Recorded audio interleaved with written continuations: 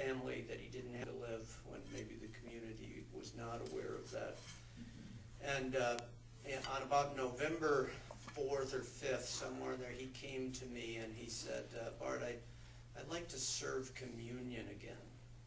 And there was a backstory to that. You know, you can take the Italian out of Catholicism, but you can't take the Catholicism out of the Italian of it. He was Catholic to the bone, and yet struggled with that.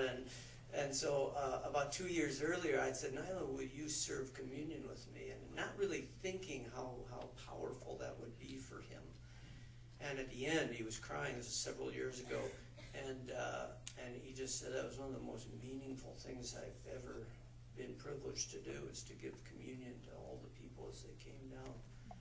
So then in November, he said, I'd like to serve communion another time, and in our tradition, we serve it once a month. And I honestly thought, I don't know if he'll be here a month from now. And I literally thought maybe I'll just change our tradition and move it up a bit, but I didn't. And I called him the week before. He hadn't been in church for a couple weeks. He just wasn't physically able.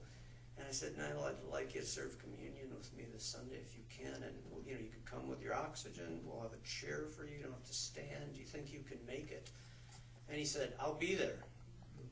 And I said, that's all you have to do. Just come sit in the front row and then come sit in the chair. He goes, no, I'm going to be the greeter too. Which was kind of his deal. He was our greeter. He was the best greeter. It was like having Tevye greet everybody, you know.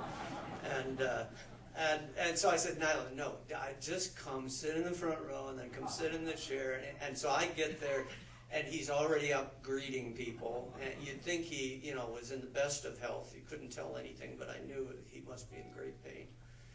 And then, of course, I went up to serve communion and invited him up. I had a chair for him. He never sat down for the entire communion service, which probably lasted 20 minutes.